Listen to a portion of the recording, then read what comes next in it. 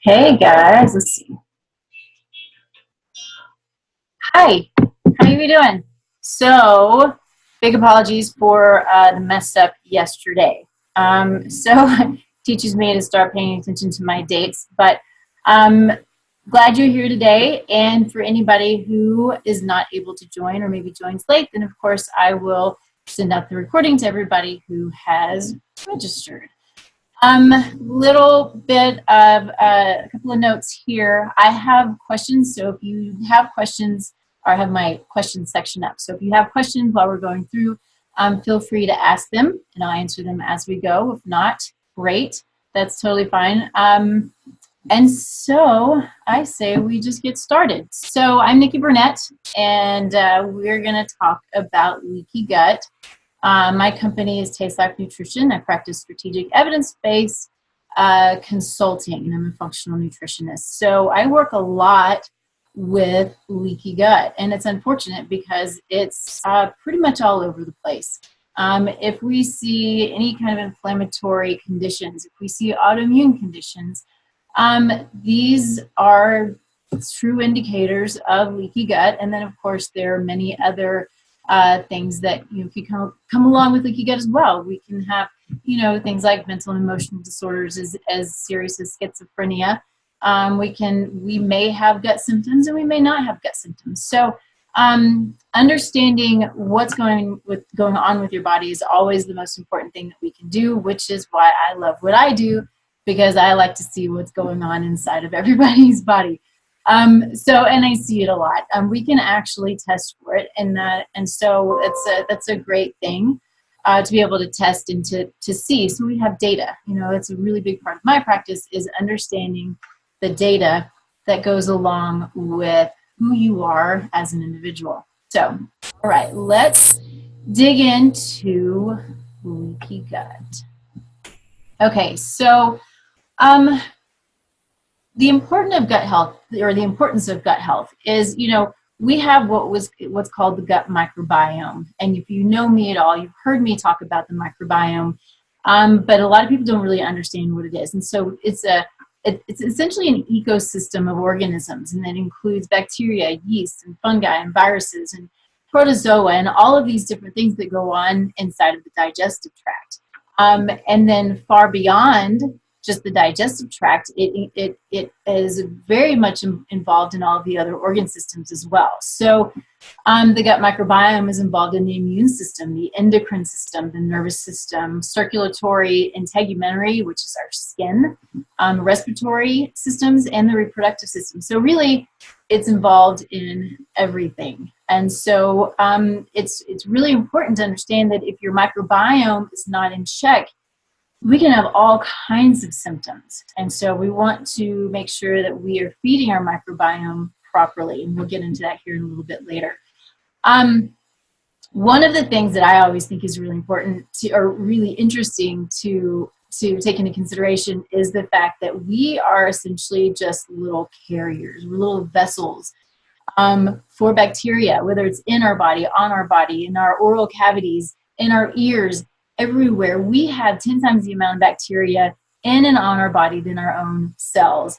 And so it's a little, weird and bizarre, but it's also super cool because it's these bugs that keep us healthy, unless it gets out of balance. And then we have opportunistic bugs that can create dis-ease or disease, right? But, keeping our, we can look at our oral bacteria just the same as we would look at our gut bacteria. Really important to have a good balance and not eradicate it. Things like, and I'm a little off topic, but it's important to remember that, things like Listerine and alcohol and these things that we put in our mouths to freshen them up and make them clean, well, we're killing all of the good bugs. And so what can happen? Well, I don't know, maybe cavities can happen. So something to remember, we have the ability to heal our own cavities. We just have to do it right and treat all of our little friendly bugs the way that they need to be treated. So a couple of things about the gut microbiome is about the gut itself is it creates 90% of our serotonin, which is our happy hormone. 90%. So we think about this neurotransmitter as being produced in the brain when it's actually produced in the gut.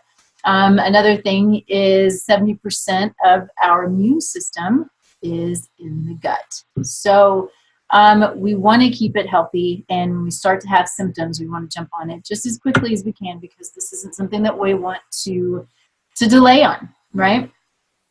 All right. So what is leaky gut? And I'm going to kind of jump back and forth on a couple of slides, because it helps to understand, to see the pictures, to really understand what it is and what it looks like inside. So really, the term refers to what's called intestinal hyperpermeability. And it's very common, and it's a major problem in pretty much most, I would say, most of the diseases that we deal with today. But autoimmunity is a really big one. And so how does this happen? So I want to jump forward, and I want you to see this picture. And so when we look at this, we see the cell walls, right? Or we see the cells, and in between each cell wall is supposed to be, it's called tight junctions. And there are little proteins that hold the cells together and hold them super tight. So if you can see my hand, we've got these two cells that are supposed to be really tight right here.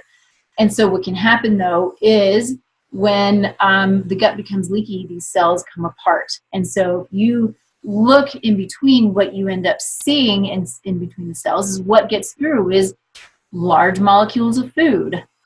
Could be yeast, could be bacteria, could be metals, could be, all these things that are supposed to stay in the GI, get into the bloodstream, and it creates an immune response, which creates inflammation, and in time can lead to autoimmunity and other conditions that we deal with. So I'm going to jump back real quick.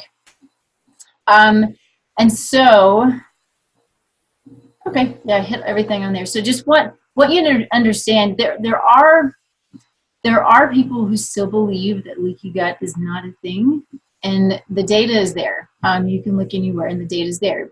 Like I said, we can actually test to see if we have leaky gut, and there are a couple of different things we can look at. So there's a molecule called zonulin. Zonulin is natural to our body, but what can happen with zonulin is when zonulin goes up, that's when the cell walls come apart. So we want to keep zonulin down, and there are certain situations, I believe, with pregnancy and with menopause, where it's a natural situation where we have a leaky gut situation for a period of time, but it's not supposed to be for an extended period of time. And I think, especially with menopause, when hormones are out of whack, and this is creating an increase in zonulin, creating leaky gut, we want to try to balance those hormones so we can bring the zonulin down, and then help the gut to repair. All right, another thing really, really important to understand, especially for all of you sporties out there, concussions. Concussions is a big deal right now, because what happens? Well, it can lead to lots of, PSD disorders and mental and emotional disorders and illness. Why is that? Well, part of it is because concussion, as soon as you have a concussion, those gut cells open up. And so it immediately creates leaky gut. So keep that in mind. That's one of my questions that I ask pretty much anybody that I talk to. It's part of my intake, is have you ever had a concussion? Because we need to understand if you're having symptoms and there was a concussion, that's potentially where things started, even if it was 20 years ago. Okay, the body takes some time, is trying to repair, and sometimes things just get worse and worse. Okay, how the gut gets leaky. So, we talked about that a little bit when it comes to concussion, but there are, lots of different things. So we talk about our diet, which I hate the word diet, but, it's the way that we eat is our diet, and the way that most of us eat, the way that I grew up, is the standard American diet. And I think it's very, it's termed, well, it's sad. It's really sad. Standard American diet is, it's really created a lot of the conditions that we suffer with today, they're skyrocketing. We've got cardiovascular disease, diabetes. These things are all lifestyle diseases, and the fact that they're going up and up and up is a real problem. It's a problem with our food, and it's a problem with the lack of understanding of what food does to our bodies, both good and bad. Chemicals, exposure to chemicals is a really big factor, and it's been shown that pesticides and herbicides can increase the incidence of leaky gut. Then, of course, leading to autoimmune disease, and so there's a link between pesticides, herbicides, and celiac disease, and I would say many others as well. We could probably dig as deep as we wanted to and find pretty good data on that. Understanding, though, also that exposure to chemicals, whether it's pesticides, herbicides, chemicals in the yard, in our homes that we're cleaning with, these things are also hormone disruptors. So not only are we creating a leaky gut situation, we're disrupting our hormones, which can create more of a leaky gut situation, and then you just have this downward spiral. And we want to do our best to keep the chemicals out of our homes, out of our yards, and off of our food the best that we can. It's really difficult, I understand, when it comes to environmental, the stuff that's in the air, because there's just so much out there. So, let's do the best that we can. We can have, plants with big leaves in our homes that helps to clean our air. We can, clean with good, healthy products. We, do our best to clean the air in our homes. I have what's called, I think it's called a rainbow. Anyway, it's like a water filter essentially, and it cleans, if you let it run, it cleans the air in the home. It's also a vacuum cleaner, which is nice, but it cleans the air in the home. And so the air in the home actually, and I think we've probably all heard this, can be more toxic than the air outside, probably due to the stuff we put on our hair and on our bodies and that we clean with. And I use that term clean very loosely, because if we're cleaning and it's toxic, it's really not very clean, is it? So keep that in mind. Really important to have a really good, healthy, something simple as vinegar, lemon, and maybe some essential oils. Pretty good for cleaning, but there are a lot of good green cleaners out there as well. Okay. Moving on, gluten, and we're going to dig into gluten, but gluten and other grains can create some pretty serious issues as far as leaky gut's concerned. But I'm going to talk about that here in a little bit. Food allergies, it's kind of a chicken or the egg situation. Are allergies creating leaky gut, or is leaky gut creating the allergies and the sensitivities? Who knows? Could be a little bit of both. And so knowing if you have allergies or sensitivities can be important to understanding what needs to be done to help to repair your leaky gut. Excessive medications. Medications, whether they are, I can't say medications or drugs, all of them have the potential of creating a lot of problems. Medications have their place. And I truly believe that they have the potential to save lives depending on what they are, but they also are abused and overprescribed.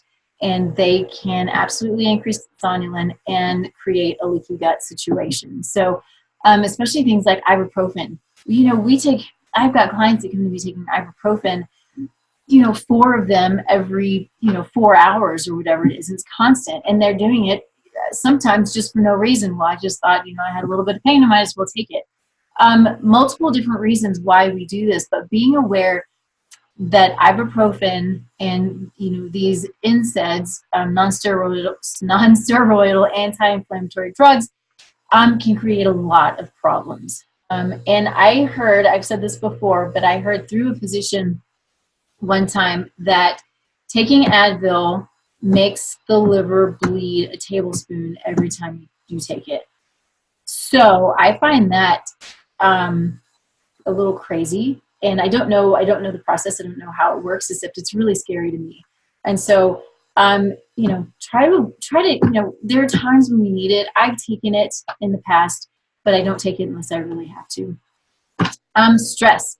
Stress is a big one. Stress shrinks the brain. Stress has the ability to create leaky gut. So it's this situation where we have this, stress is normal, and we have our fight or flight, and so cortisol goes up. And you know, it's a situation where we have to react quickly, and all the blood goes to our extremities. And this is a natural part of who we are as humans. And then it's also, cortisol is anti-inflammatory in these situations where it goes up quickly and comes down quickly. But we're living in a world where we're constantly in this place of fight or flight. We have a chronic elevation of cortisol, and then it becomes inflammatory. It also becomes catabolic, meaning it breaks down muscle tissue. So not being able to control our stress can create leaky gut. All right. So the standard American diet. I don't really know how much I need to go into this, because I think this is something that most of us know and are figuring out. You know, we have the processed foods, we've got the unhealthy meat. Not that all meat's unhealthy, right? Remember, it's the source of the meat. It's not meat in and of itself. But we have unhealthy meats, and we have these processed grains and carbohydrates, unhealthy carbohydrates and sugar. And the things like the bun in this picture here, you know, that just turns into sugar in the body. We're just overloaded with sugar, which also will create leaky gut. And so there's a stat here. According to a 2009 study, 63% of calories Americans are consuming came from processed food containing preservatives, refined grains, and added sugars and oils. It's a pretty incredible number. And what is that doing to our bodies? You know, this is something that I say a lot, and I love it because it's so true. But food is communication for our cells and our DNA. It tells our bodies what to do. So if we're eating the standard American diet here, then what's happening? We're sending this really broken, unclear message to our cells and our DNA, and they don't know how to react. So they end up sending out these what's called the cell danger response. And so this is the creation of inflammation and of leaky gut and of disease, right?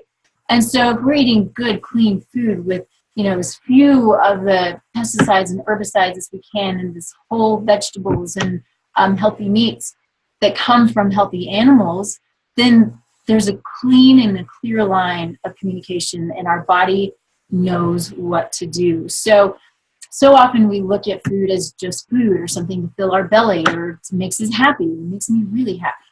But it is much, much more than that.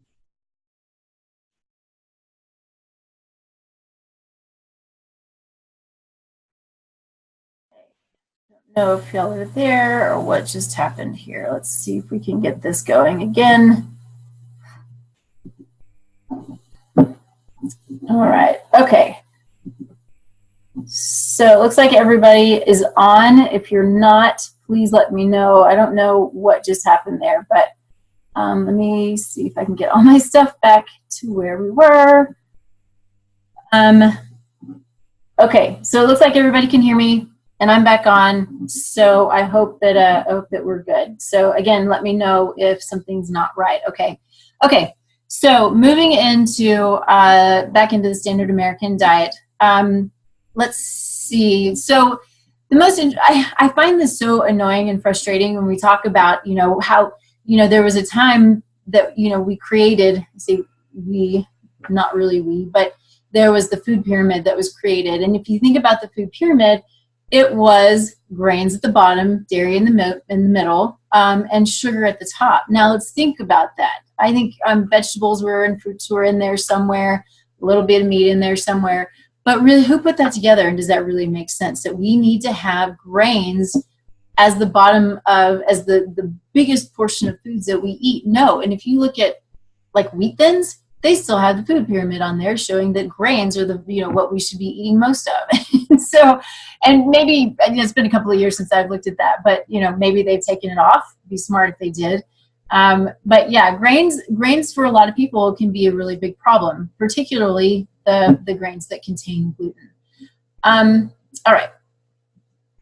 Everybody's still on. Good deal. Okay, so I find this kind of funny. Food. You can call it food, frankenfoods, genetically modified foods that really aren't foods. And and they don't feed us the way that we want them to. They don't feed us at all. It goes back to, you know, the nutrients in the food are supposed to feed us. And if it's not nutrient dense, we're not truly being fed. Let's see. So another stat here is approximately 3,000 different food additives, preservatives, and colorings are in our food without adequate research. And the average person ingests over 150 pounds of additives a year. So something to think about. We have these color dyes, or these colorings and these dyes, you know, the reds and the yellows and the blues that are not real food at all. And what we're finding, if you haven't already heard this, is that you know, our kids are getting hold of these, and it's creating this excitatory situation. So ADD, ADHD, plus they're not getting to move enough, and plus they're you know, they're sitting still, and so or they're not eating enough, or whatever the case may be. These preservatives and these colorings are creating a really serious issue for our children, and so we need to do our best to stay away from those. Let's see, moving on from food is sick and inflamed. And so this goes back to what happens when we are dealing with a situation of leaky gut. If there are food particles, toxins, bacteria that are getting into the bloodstream, this creates a situation of chronic inflammation. This chronic inflammation leads to many, many things, including autoimmune conditions, cardiovascular conditions, diabetes, mental and emotional disorders. There was a study done back in the 50s, I believe, and it was a schizophrenic hospital. These doctors decided to take all of their patients off of any gluten-containing foods. And so their incidences of schizophrenic events went through the floor. And so it's interesting, you know, we don't have to have gut manifestations to have leaky gut. We can have mental and emotional, like I said, I think I said this earlier, but the anxiety, depression, a number of different things, brain fog, fatigue, due to leaky gut. Gluten, here we go. You've probably heard me talk about gluten a million times over. First thing that I'll say is gluten is not the same as it was back before the Industrial Revolution, right? We have changed it significantly. We've increased the amount of gluten and other damaging proteins significantly. And so this is what creates a lot of problems for us. So if we go over to Europe, where they still only use heirloom wheat, as long as we're not autoimmune against gluten, so like celiac, a lot of times if we just have sensitivities to gluten, which I'm going to tell you, I think most of us do. I think almost all of us do, quite honestly. We just don't realize gluten is what's causing an issue for us. But I think most of us do. And I'm going to tell you that on the genetic panels that I look at, that I've seen one person that didn't have any of the SNPs, or the mutations essentially, for gluten sensitivity, one. And so I think that we all have problems with gluten. And if it's not gluten, it's other proteins that are in the wheat or the rye or the barley. You know, they're called gliadins. There are a number of them. I think there are 30 something that I test for when I'm doing testing. That's the biggest thing to understand about gluten. It is not, at least not yet, it's not genetically modified. It's hybridized. And so the gluten content is really, really high. I think 3 times or 300 times what's natural to wheat. And so just the gluten, that is a big problem for us. Then we have the pesticides and the herbicides that are also creating problems for us. So gluten is one of those molecules that has the ability to pass through the blood-brain barrier. And so something to think about, really important to understand, that if we are dealing with leaky gut, if we have any kind of autoimmune condition, think leaky gut, leaky brain, right? You can also think leaky cardiovascular system. So we have these cells that are pulled apart due to zonulin going up, and it can happen, doesn't just happen in the gut, happens all over the body. And so they always say the gut's on fire, the brain's on fire. And so we just really want to keep that fire at bay, because if it's out of control, it's going to stay out of control. Okay. And so what we're finding is there are more and more intolerances to all kinds of foods. And one of the things that's great about testing is understanding that if there are intolerances to lots and lots of foods, then maybe not necessarily be dealing with intolerance to foods, but we're dealing with an upregulated immune system. So I see this fairly frequently. I have one client in particular, everything was red. She was sensitive to everything. So we don't just take all of those foods out, but we work with the immune system and the leaky gut situation in order to help the body utilize and react to the foods the way that it's supposed to. Okay, moving on to how it harms. I think we kind of went over this a little bit, but what can happen if we're eating gluten that's too high in gluten and too high in pesticides and herbicides is it can disrupt the function of digestion, of our immune response. We kind of talked about that already. Nutrient absorption, right? So if we have leaky gut, we're not absorbing our nutrients properly, not the way that we're supposed to. It alters the balance of our microbiome. There's hormone dysregulation, vitamin production. So we produce certain vitamins, and one in particular is B12. There are two places we can get B12, our meat or our microbiome. And excuse me, if we're not eating meat and we have a disrupted microbiome, then we're probably not getting any B12, which is really important, just like all of our other vitamins. Oh, hey, Ray, just a second. All of our other vitamins, we have lots of, sorry, I just lost my place when I saw your question, Ray.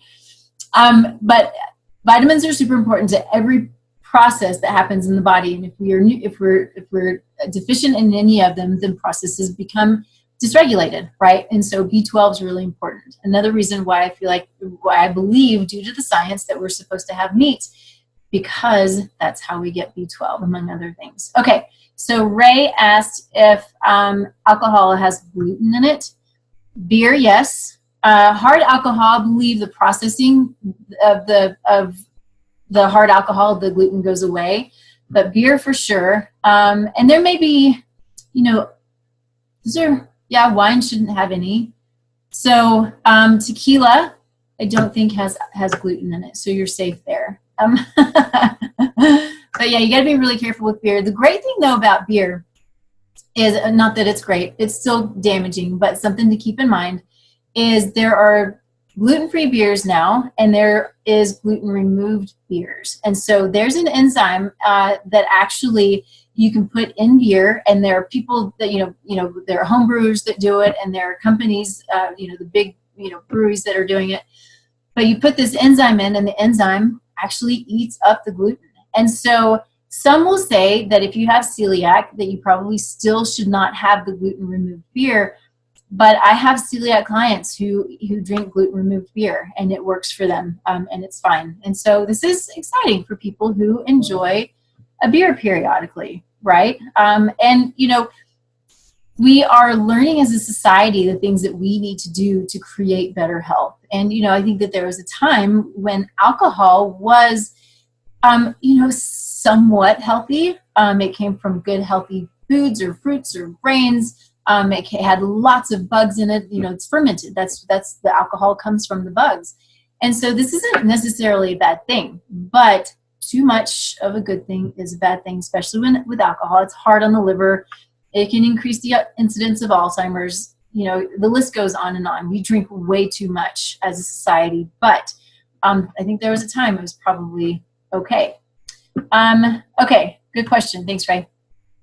Let's see, what else? Without the proper balance of bacteria, we also have, it's difficult for detoxification, for mood management, and of course many other things that we have been over already. So there are a lot of people that really still believe that gluten-free is a fad. And I'm going to tell you, and you know, people hate it when I say it, but anytime somebody comes to me, I pretty much always tell them, I don't think there's a time when I say you need to get off gluten, because it is really dangerous. If you have an autoimmune condition, gluten is the devil, and so is dairy. They will go down an inflammatory pathway, and they will create more inflammation.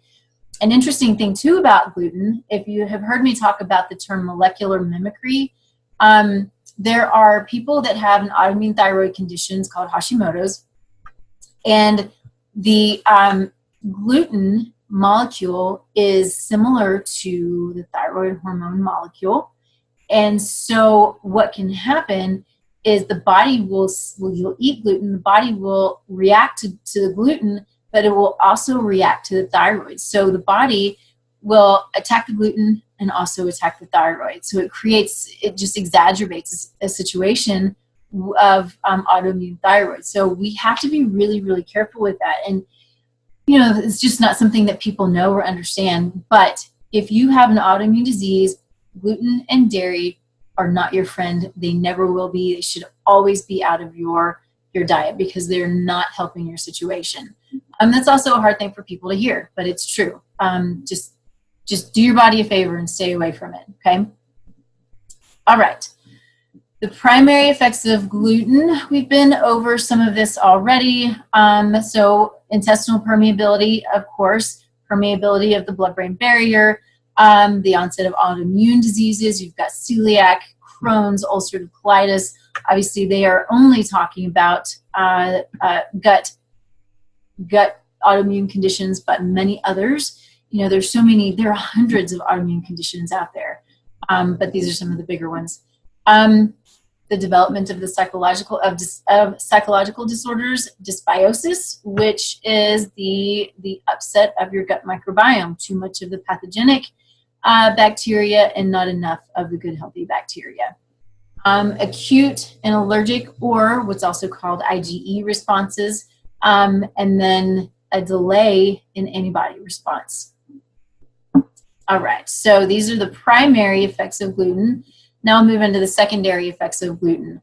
And so, again, and we hit this already, but severe nutrient deficiencies such as iron and B12, systemic inflammation. And systemic inflammation will lead to breakdown of organs and tissue. All right. Right.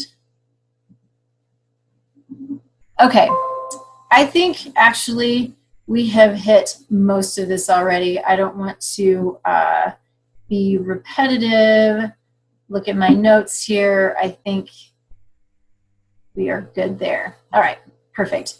All right. And we did already talk about some pesticides as well, but let's move into those a little bit, because pesticides will increase the incidence of leaky gut. And so there are 3 million tons of pesticides used worldwide each year, and more than 1,600 chemicals involved in the production of the pesticides. Which makes me nuts. Studies to ensure their safety on humans have been very limited, whereas some have no documented research at all.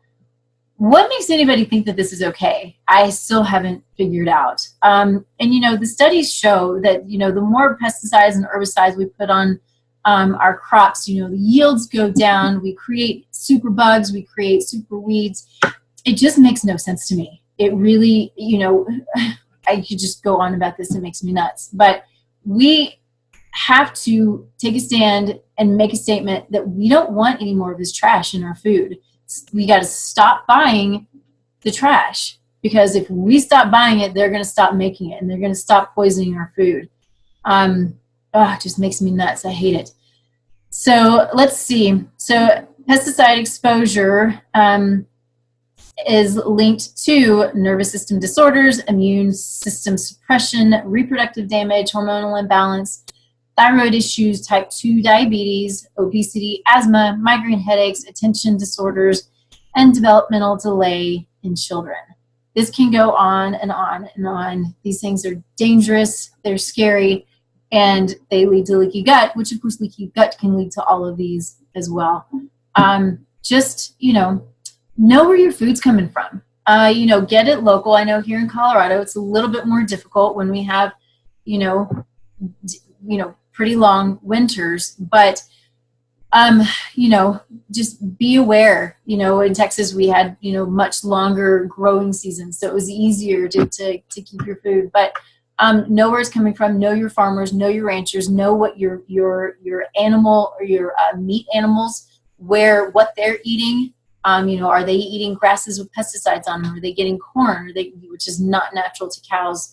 Understand the health of the animal, because that health of the animal translates to you. Understand the health of the plants, the nutrient density of the plants, because if we're getting foods from, and here we don't always have a choice, and I get that, but if we're getting foods from Chile, from overseas, these foods, the produce is picked too early, really. And so if it's picked too early, it doesn't have the ability to ripen, and it doesn't have the nutrient density that it should have in it. And then, we can go on and on with the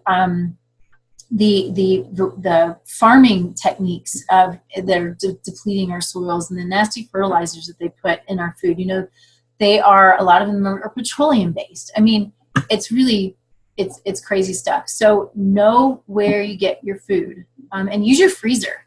Use your freezer. If you do freezing or canning, use that over the, for your summer and into the winter. Keep as much food as you can so you still have good, healthy, fresh food. So we talked a little bit about drugs. Drugs are a real problem, and they have their place in society, and they can be life-saving, but they are abused and overused. And we need to be really, really aware that those drugs can increase zonulin, but also can decrease nutrient absorption. And so, for example, there are statins. We talk about, we hear about statins all the time, and it's another one that makes me crazy, because we have to have cholesterol. Now, we want to be aware of our cholesterol numbers, and the most important thing is our cholesterol particle sizes. These are things that we need to know that are not tested. I test particle sizes all the time, because that's what I'm more concerned about, not your cholesterol numbers. Not concerned as much about LDL and HDL as I am about the size of all of the different LDLs and all of the different HDLs. There are many of them, okay?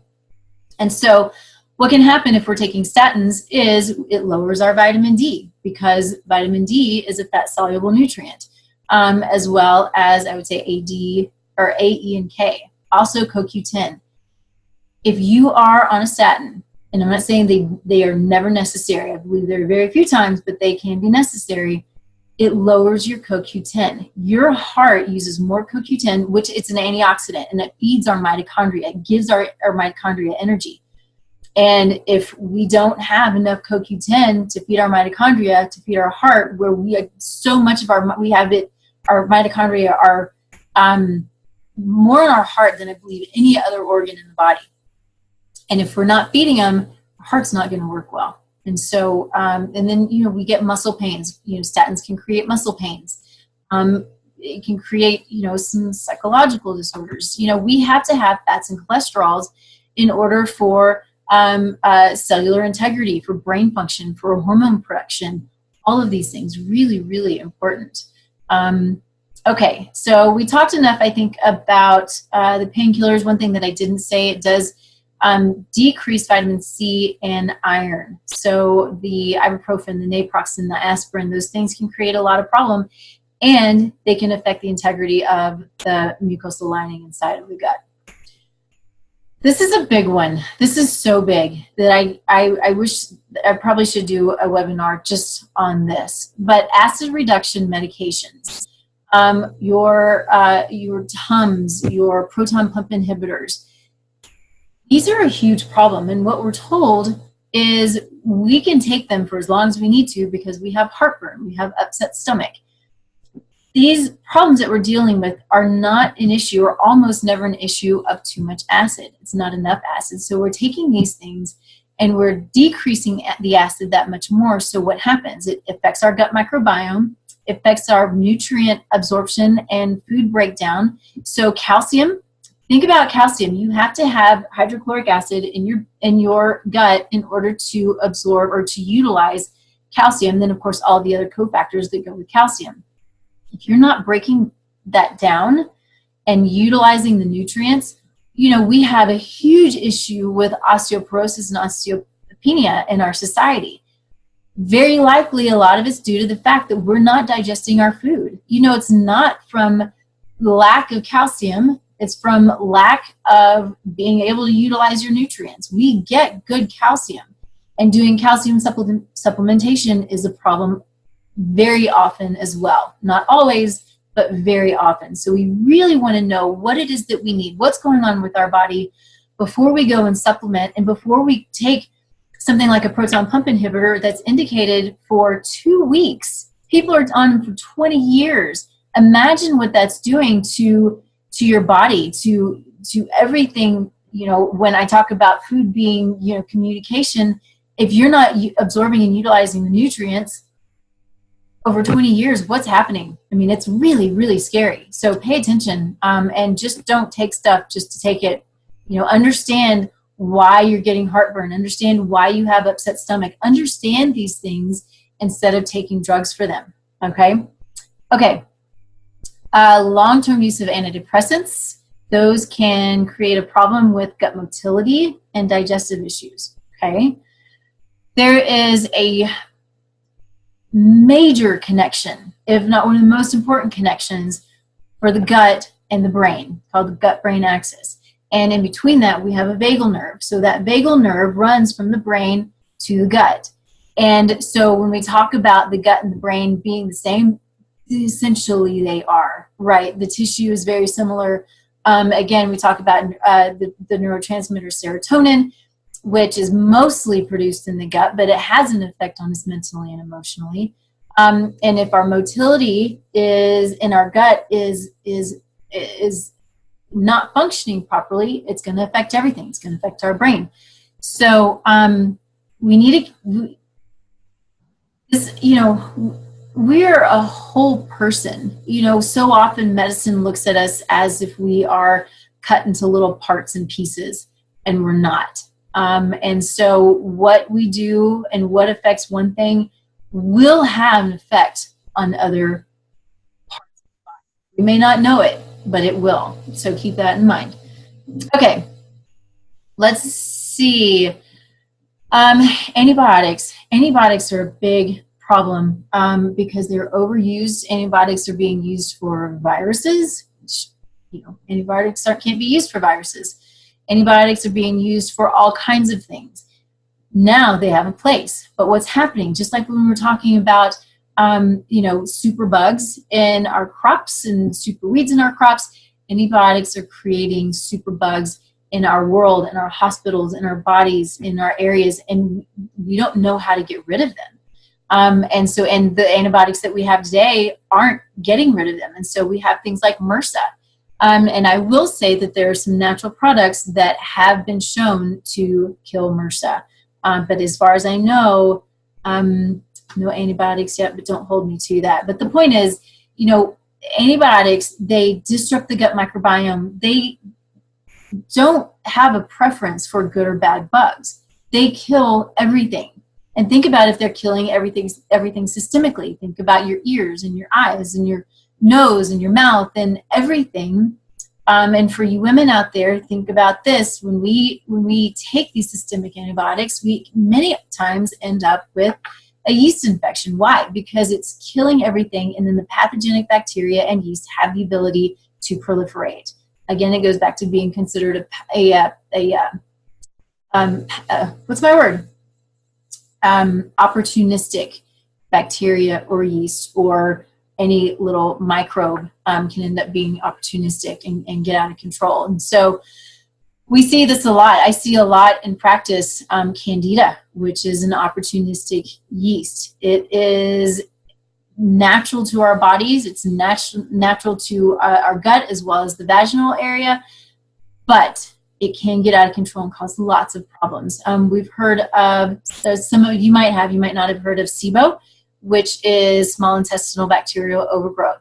That can, it's bacteria being replaced or moved into the wrong location in the gut. It's natural bacteria, but it's in the wrong location. It can create lots of issues. This can happen due to leaky gut. Leaky gut can be created by SIBO. All of these things can come from the use of antibiotics. So just be aware, if you have to take antibiotics, to make sure you take probiotics at the same time or away from. Some say, you can take your antibiotic in the morning, take your probiotics in the afternoon, take your antibiotics in the evening. There's one specifically called Saccharomyces boulardii that has been shown to do really well with antibiotic therapy. But at the very least, load up on your antibiotics when you're finished with load up on your probiotics when you finish with the antibiotic therapy. Okay, let's see. Okay, so there are 5 critical elements of healthy gut function, okay? And so this has to do with the integrity of your gut as well as the immune system of your gut. And so one of them is called mucosal IgA, and this is your immune system. This is the gut membrane. It's the gut immune system. And this is one of the things that I test for periodically. And if I see it elevated, the immune system in the gut is upregulated. Okay, so these are things that that can be tested and we want to be aware of so we can get it under control. And we have the tight junctions. So this is when I was talking about, so if we have the cells here and we have, say, these are the proteins that hold the cells together, so they come apart and these tight junctions are bigger than they're supposed to be, right? So those tight junctions those are what directly is leaky gut, right? So they come apart and things that aren't supposed to get through. We also have what's called gastro-associated lymphoid tissue, or GALT, if you've ever heard that term. You can Google it, it's everywhere. But this is also the gut's immune system, and 70% of our immune system altogether. So this is a really powerful defense for the gut. And if it's not intact, then it creates a problem for us systemically. Let's see, of course, the friendly bacteria that we have talked about already. So what's interesting about, the bacteria has the ability to communicate with the GALT, or the gut-associated lymphoid tissue, and warn it of potential danger. So if our friendly bacteria is not where it should be, then it's not able to send out those warning signals that it needs in order to take care of us and help us in fighting pathogens, right? Then stomach acid. And we hit this a little bit when we were talking about proton pump inhibitors and acid reducers, but the stomach acid is very, very important, and many of us don't have enough of it. And as we age, it tends to go down, okay? And so one of the things that I do in practice is I make sure that people have enough hydrochloric acid, or HCl, or betaine hydrochloride, because we have to have that to keep our gut intact, for our microbiome, to break down nutrients. Another thing to think about with this is we hear a lot about pH and how we want to have all of these alkaline foods and alkaline water. If we're putting a bunch of alkaline foods and alkaline water with nothing acidic into our GI, into our stomach, then we're essentially alkalizing our stomach, which is supposed to be very, very acid, right, or acidic. So there's a balance. There's always a balance when it comes to the right foods. We are supposed to have some acidic foods. We have to have good, healthy hydrochloric acid. And so a lot of times as we age, I will want to supplement with hydrochloric acid because not having enough, again, can lead to potentially osteoporosis and osteopenia. Okay? All right. So far, so good. Okay. So this is where functional nutrition comes in. So I like this slide because functional nutrition is not just about nutrition. Just as functional medicine is not just about, one thing. It's not just about giving drugs. It's not just about nutrition. It's about a lifestyle. It's about everything that's involved. We have to understand the inside of the body and what's going on the outside of the body, stress factors, sleep, all of these things in order to be able to truly help a body repair itself. And so what I look for, and some of you who have worked with me in the past know this, but I want to run labs and I want to see what's going on so I have a true, as clear a vision as I possibly can about what's going on functionally, so we know how to help your body to repair. And so we want to look for, vitamin deficiencies. We want to look for infectious pathogens. And we can look through those, through blood or through GI tract tests or stool testing. Heavy metal toxicity, which can be done, well, heavy metals are tricky because heavy metals they come out all in different ways. And there's really no one good test that tests for everything, but they can come out through blood, saliva, urine, hair, stool, sweat.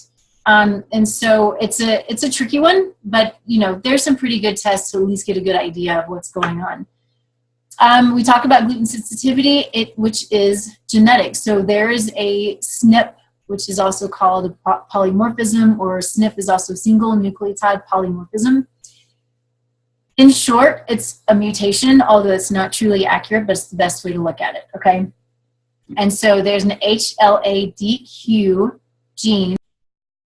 Okay, we're going to try this again. Sorry, guys. I don't know why it is doing this, but it is. So let's go back, see if we can share the screen again. Screen. And as far as I can tell, you all are still there. My apologies for that. I wish I knew why I did that. And so questions, if you have questions, then of course, let me know.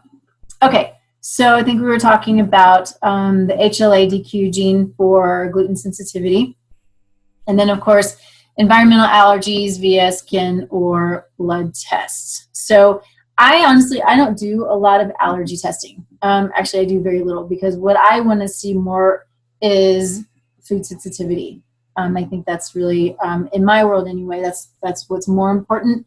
People with true allergies usually know that they have a true allergy, and they happen really quickly, whereas sensitivities can manifest in 2 to 9 days, right? I've said this before, but for me, gluten manifests as big pimples on my face in 8 days. So if I get pimples, I knew that somehow I got gluten. So I really do try to avoid it. But sensitivities are really a little more important, I believe, to understanding what's going on with your body. Okay. So what we want to talk about is next the 4 R's. And so they call this, I get this in lots of conferences that I go to and seminars. We talk about the 4 R's.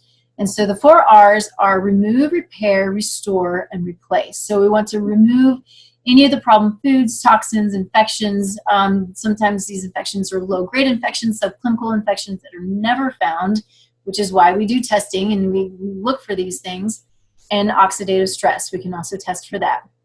And then we want to repair. We want to repair the gut. We want to give the nutrients that we need. So that probably includes therapeutic supplementation. For me, I do a lot of therapeutic supplementation, especially early on. And then toward the end, I move toward less and less as symptoms start to disappear. Okay, then restore. This is repopulating your gut with all of the good stuff.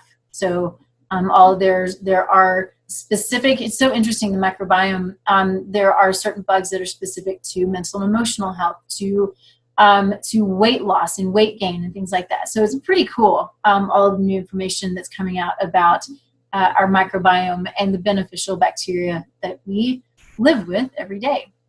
And then replace. So digestive enzymes, antioxidants, immune boosting vitamins to promote a sustainable and healthy digestive tract. Okay. So this is what we do. So this is as functional nutritionists, those in functional medicine, we are looking for the very bottom problem, and we are moving up from there and allowing the body to balance itself by giving it what it needs. Okay. So I think we've been through these pretty well, but the things that we want to remove: pesticides, genetically modified organisms, unnecessary medications, and of course, unnatural household cleaners create so much problem. Then repair, restore, and replace. And so we want to start to repair the damage as quickly as possible, and then we want to calm any inflammation. We want to introduce good, healthy foods. I will always say, I don't care what your genotype is, vegetables are always going to be the bulk of your diet. Vegetables. Then we have, for some need more protein, some need less protein. I do believe that we all need protein. Being vegan for a short period of time is not a bad thing. But being vegan lifelong, I feel like has a lot of problems that can come along with it, okay?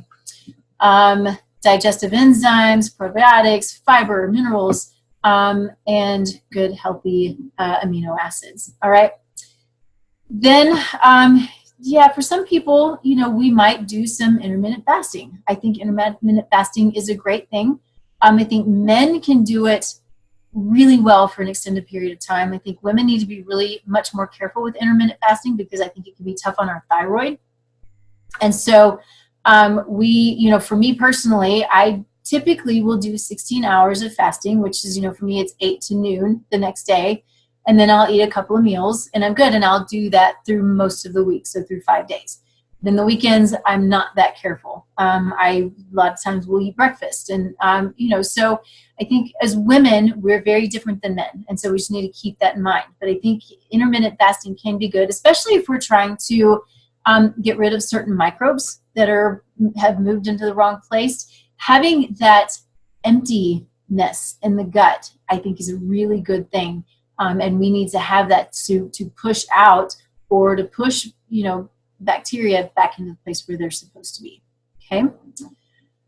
Okay, supplementation, again, is important. And then, understanding the foods that someone needs. Everybody's different. Just because blueberries are said to be the best things in the world, which I love them, but some people can't eat them. They're, what's good for one person isn't necessarily good for the other, which is why I practice in a very individualized fashion. I've never done the same protocol for 2 people because there are no 2 people who are exactly the same.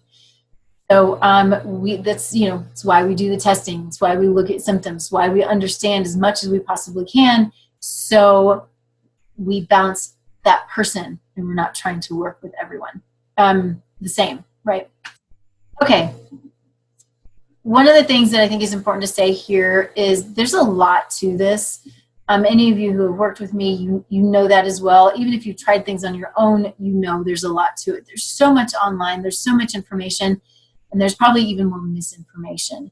So just be really careful because, we're going to get into supplements a little bit, but understanding that everything is not the same and you are not the same. And you want to be really careful because the potential of making things worse is real. Okay. And supplementation. So great things for helping to heal leaky gut. Probiotics are always important. If it were up to me, I would have people just rotate different probiotics all the time, and I try to.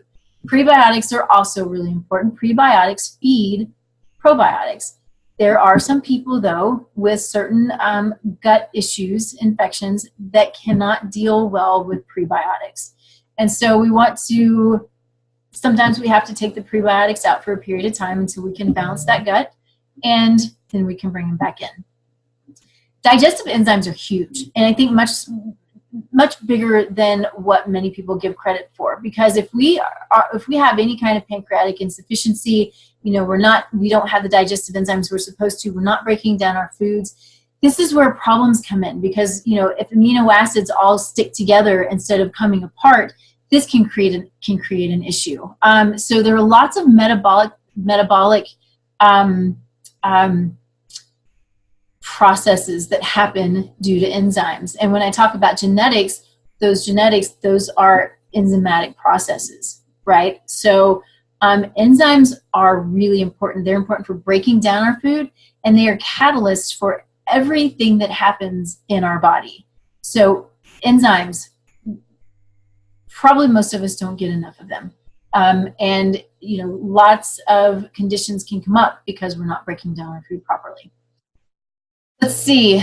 Fiber, really important. This is why I say vegetables. We have to have as much vegetable as we possibly can get. I'm not saying stuff yourself.